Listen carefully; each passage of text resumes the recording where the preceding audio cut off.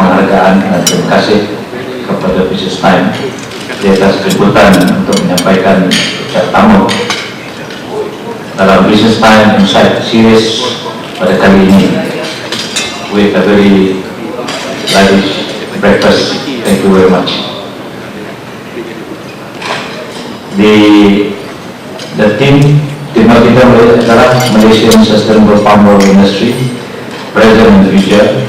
Saya merasa bangga karena inisiatif ini menjadi platform untuk menyampaikan penanganan dan penjelasan. And later on, we have presentation from the panelists. Yang mohon, ladies and gentlemen, I would like to record my appreciation to the organizers for the invitation to be all of you today. I am glad to know that the Business Time Insight Series has established itself as one of the premier events and provide a platform for discourse covering current issues affecting the country and economy. And this morning we are going to deliberate on the palm oil industry. Yang mohon, ladies and gentlemen, the oil palm industry is the thrust of the agriculture sector and one of the very important pillars in the national economy. In 2013, palm oil product contributed more than Malaysia 63 billion to the country export earning. Taking into account the importance of the oil palm industry to the national economy, the industry has been given new focus under the Economic Transformation Program towards transforming Malaysia into a high-income nation. The inclusion of the palm oil sector in the national agenda is indeed a recognition that the industry has been instrumental in contributing towards strengthening the nation's economy. This includes providing employment opportunities, eradicating poverty, raising income level, and creating new business opportunities. The Malaysian oil palm industry has been for many years adopted sustainable practices to ensure that the environment and biodiversity remain unharmed due to the cultivation of the crop. The industry has adhered to the principles of sustainability right from the early days. In the industry remains committed to the three pillars of sustainability, namely people, planet, and profit. However, the development of the palm industry is not without challenges. The NGOs, particularly in Europe and the United States, have stepped up claim that the oil palm industry contributed to depletion of rainforests, wetland, and biodiversity loss, encroachment of natural habitat of orangutan, and release of greenhouse gases.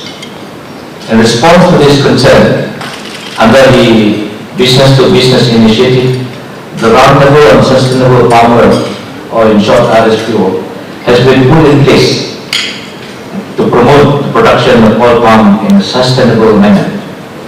RSPO is an industry-led initiative to certifying sustainable palm oil and balancing the three P's. Among the criteria included subscribing to the minimum standard of the welfare of workers and the provision of basic amenities. RSPO has been at the forefront in the palm oil industry in terms of certified sustainable palm oil.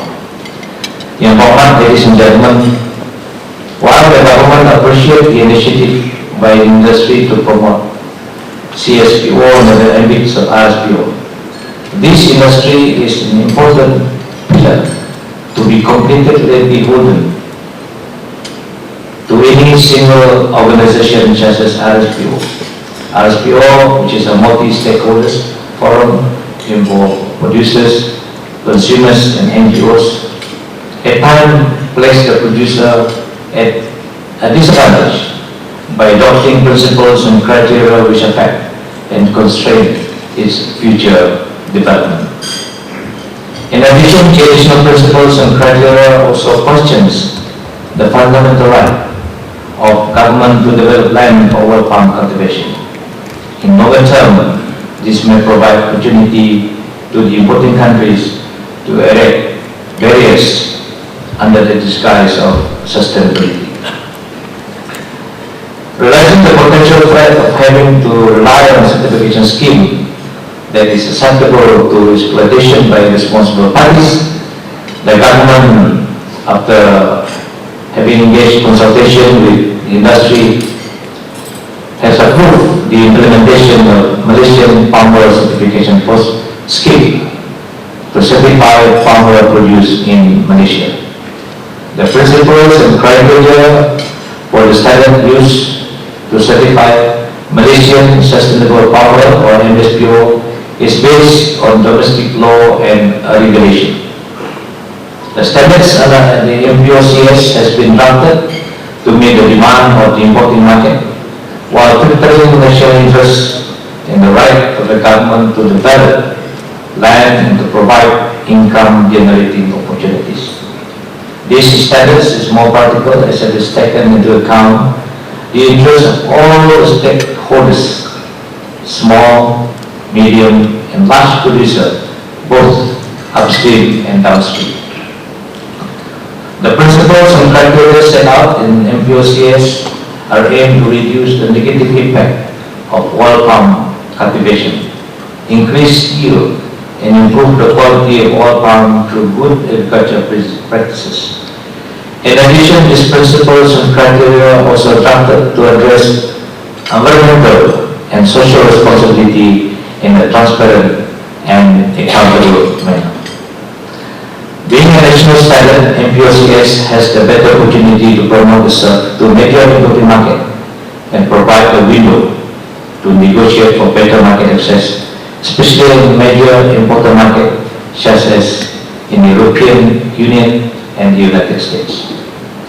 The regulation in this market are prepared to give better weightage for a national standard compared to non-governmental mandated standards.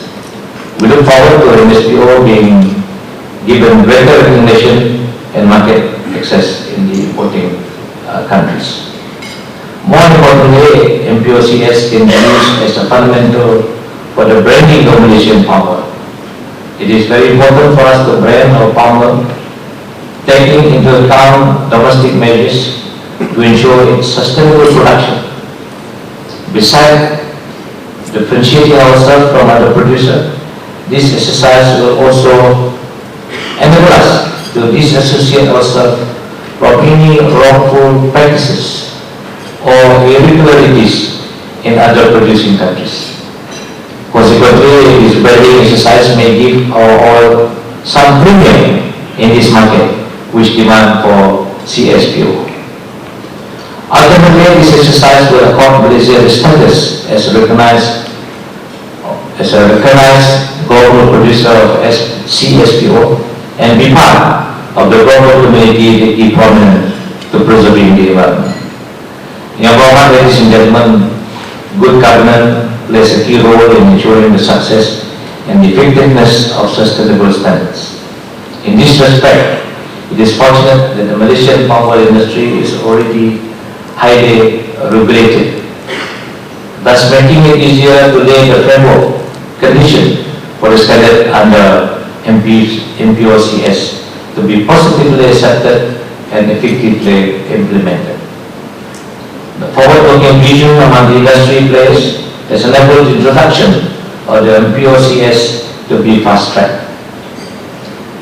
Yang Berhormat, ladies and gentlemen, the Malaysian government, while pursuing closely the national agenda of continued progress and prosperity for its people, will always place environmental preservation as part of our national agenda.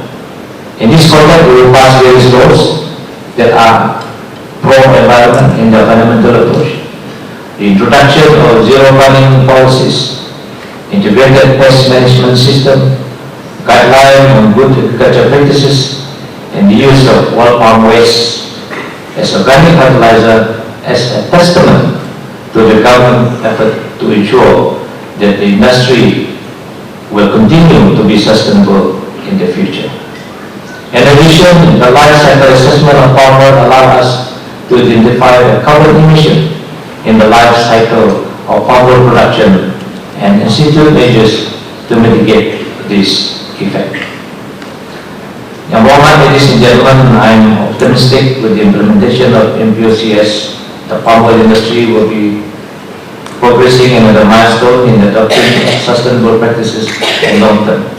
MPOCS will be continuously improved, evolve, as new technology through research and development become available to facilitate sustainable practices.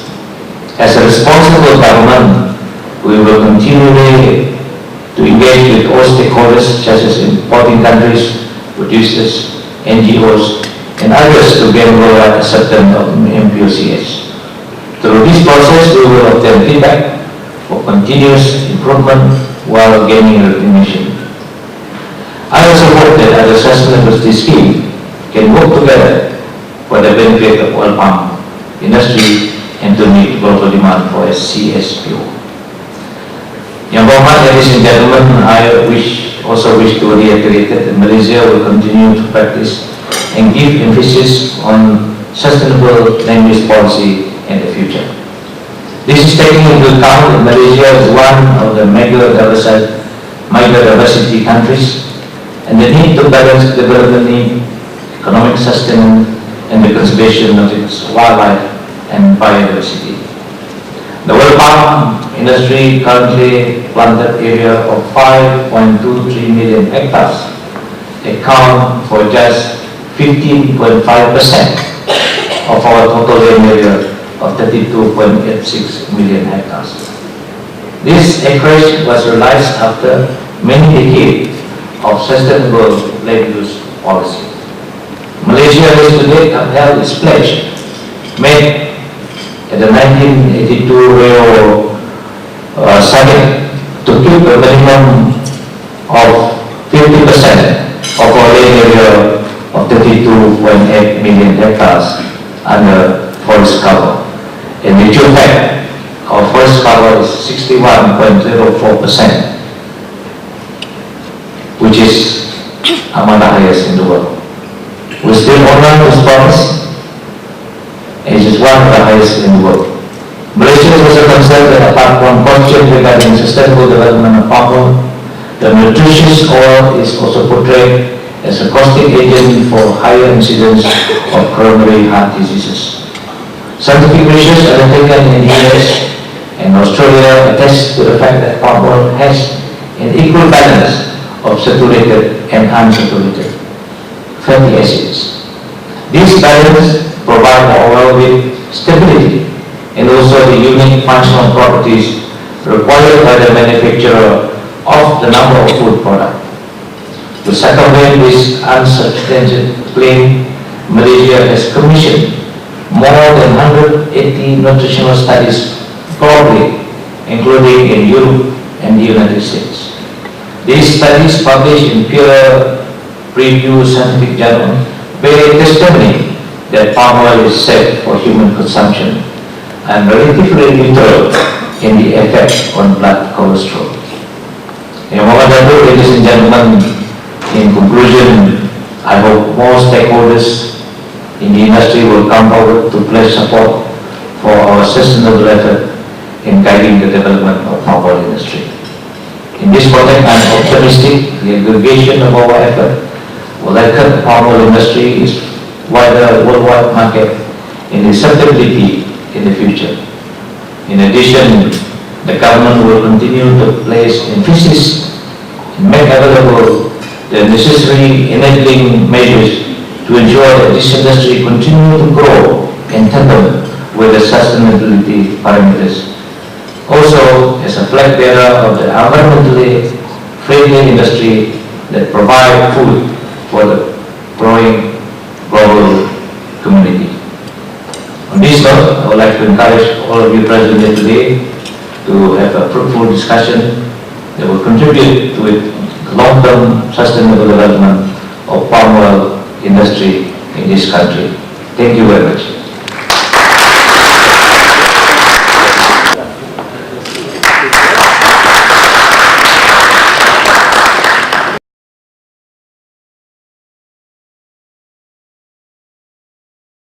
We are a member of the panel, and I've listened wasn't intended to be addressed by Muhammad, and I thought I will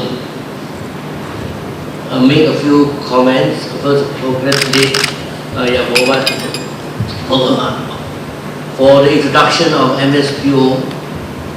I think this will good to be branding Malaysian palm oil. I cover the whole industry. But as a background, I thought I will say a few words about palm oil. And probably obvious to many of you. But I think the world should thank that Malaysia initiated the production of palm oil. We made it available, accessible to the nations of the world, particularly to the developing countries. In fact, the supply of palm oil has controlled the price, the world price of palm oil. Now, but not only that it is affordable and accessible, but we know palm oil is versatile, as you mentioned.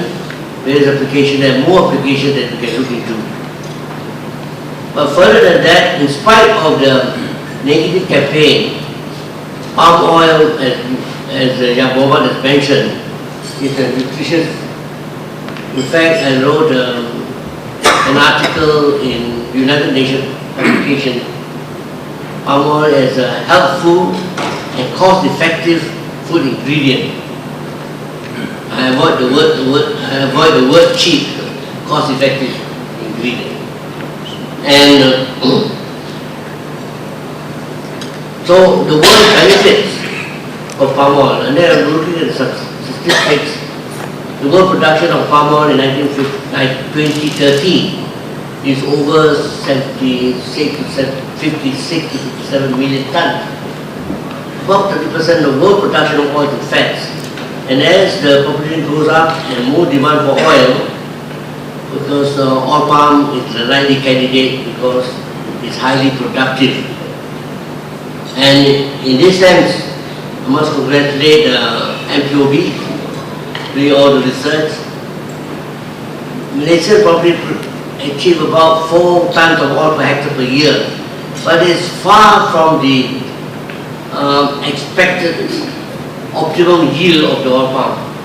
And the development of biotechnology in MPOB, they published 2 important papers in Nature, will lead the way to increase the productivity, the yield of the oil palm, which means that there will be more palm oil, will be more affordable, and there will be less use of land, so it's good for the environment. So R&D is important. That's what I will explain about R&D and PR strategy. So, in terms of sustainability, I just want to highlight 1 or 2 points. Of course, a lot of work is being done in MPOB. I just want to bring 1 or 2 examples. The potential of innovation and R&D. Now, MPOB is developing a process to revolutionize the palm oil mill. In fact, we are likely to rename the palm oil mill as a fruit processing factory. Remember fruits. Palm oil fruit is like the tomatoes. You squeeze tomato into puree. Why not? You squeeze the palm fruits, you get your puree, you get your oil, business as usual, and you have also other food materials. And because if this is realized, there will be zero discharge. The life cycle analysis of the palm oil technology, of the palm oil production will be very ideal.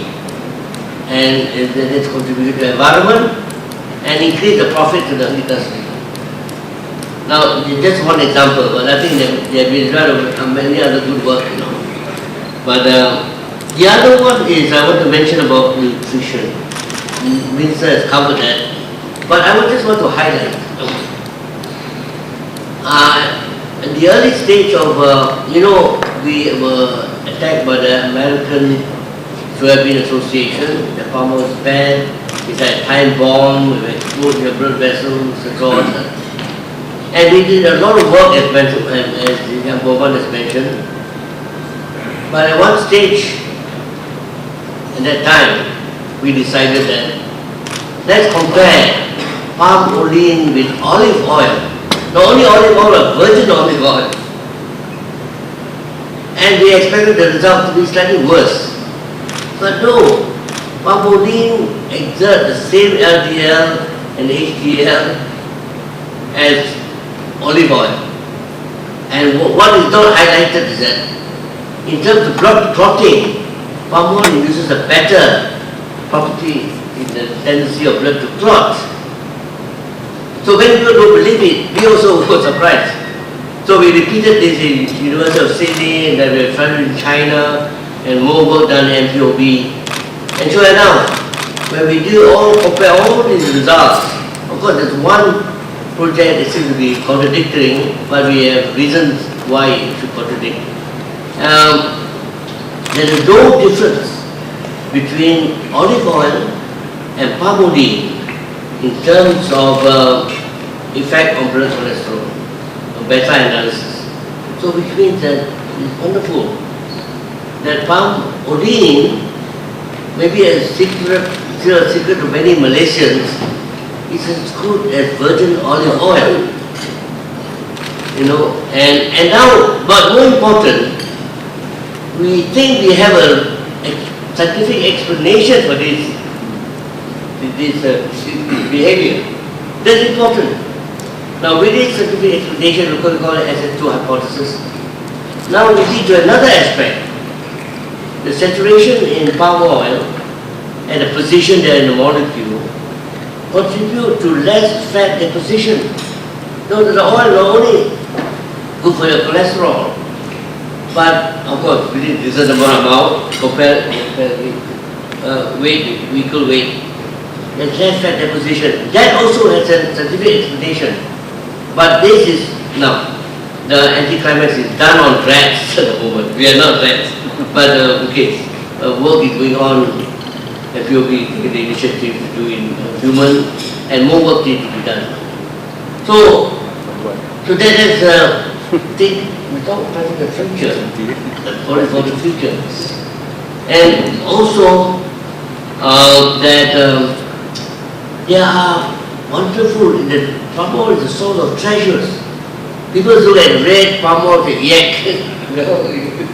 Even the light color, but the red is due to carotene, and there are tocotrienol. The tocotrienol has several important things. One day I listened to a lecture by a professor from Sheffield and said, okay, everybody should do chemistry because chemistry will help medical and so on. But he said the medical research requires an anti-inflammatory agent. So at the end of the lecture I said, sir, tocotrienol has that property. So now tocotrienol at the moment, I am a guinea pig that I've been taking it. It seems to have neuroprotection, improve your neuron of your brain. I had a stroke in 1999, in a week that recovered. There's a neuroprotection. That the US military people were testing tocotrienol against radiation, and they found that rats fed with delta tocotrienol survived the radiation. So we also radioprotective. So that's interesting. In fact, in our congress in November, we find someone to talk about that. And the others, and he has, better for the skin, anti-cancer, anti-cardiovascular disease. So that is for the future. We have more work to be done. And but finally, I think NST has given me some questions which I want to give my views. Now, what is more important according to the question? Is it R&D or PR? I think both are important. We have to do R&D and excellent R&D to strengthen our case. There is a basis. It's evidence-based. It's not just slogans or... But in order to transfer that information to the general public, we probably need a PR strategy specific for different countries.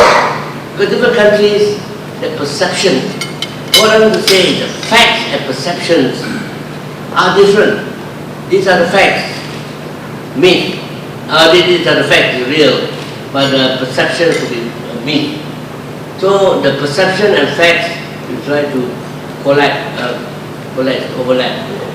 And in order to do that, I think it's a very subtle, a difficult area, and the scientists we have to learn from the expert of PR. How that information. To give you one example, one Dato saw me in 1986, and he said, Dr. Ong, I want to invest in palm oil. What do you think? Is palm oil got the future? 1986. I told him I'm not a prophet or to say I cannot predict the future, but I can tell you this, and this is what I'm telling you. I told him that the science of palm oil is very strong, and many positive things, stable and all that, application, nutrition. But whether we succeed or not depends on how we can use this information to convince our consumers. So with that, I think I leave that message to you. Thank you very much. Thank you very much. Tan Sri, I didn't know the word final until now, but if it keeps you as young as you look and it improved its health from the time And that's great, to give you a chance to elaborate. In 1987, I talked to the housewives about palm oil. And at the end of my talk, one lady stood up and said, Dr. Ong, I'm going to sue you. I said, why? Because they kept it secret from us for so long. I said, please go ahead and sue me, you know. They have a great publicity. But I did not want to distribute the oil because it's very ordinary. I distribute Dr. Trinos. And I also distribute to top officials in the ministry. After 1 month, I got a phone call from their wives, please send us both. Anyway, so I knew it was something good. Thank you. Welcome. Thank you for sharing that with us. So now, Mrs. Norman, we also know that palm oil is as good as virgin olive oil. So